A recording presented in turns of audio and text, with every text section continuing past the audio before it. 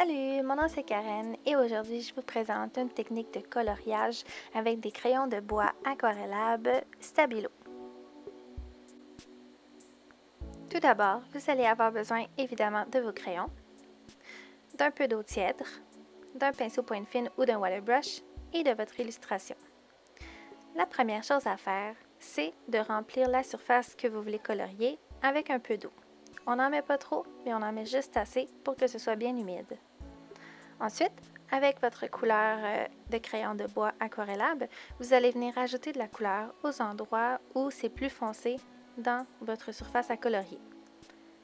Ensuite, avec votre pinceau, vous allez venir rajouter de l'eau si ce n'est pas assez mouillé et vous allez venir étendre le tout pour vraiment avoir un effet de dégradé. C'est la même technique pour toutes les surfaces à colorier.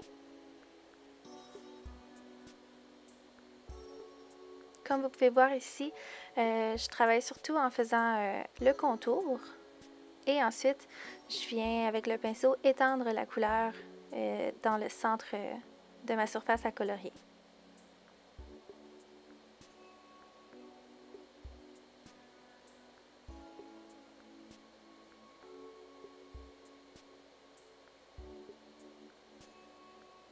Le fait de travailler avec une eau tiède plutôt qu'une eau trop chaude ou une eau trop froide, c'est simplement pour venir adoucir, si on veut, la fibre du papier. Donc, l'eau qui est tiède se fait un peu mieux absorber. Alors, on va avoir un meilleur résultat en bout de ligne.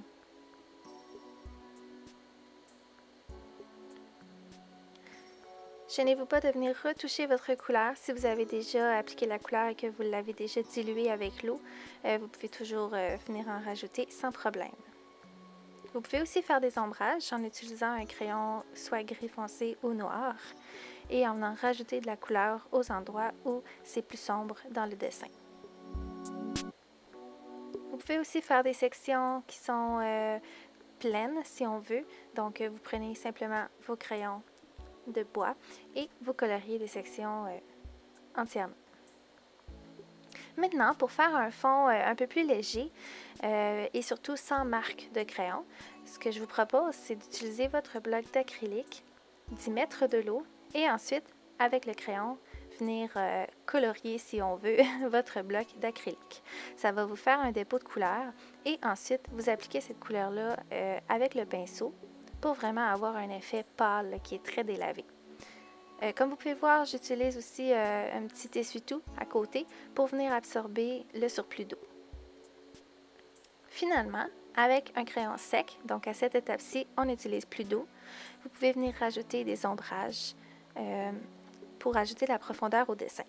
Et finalement, toujours avec le crayon gel Uniball que j'adore, on va venir ajouter de la lumière en faisant des petits traits et des petits points qui vont venir vraiment changer l'aspect du dessin au complet.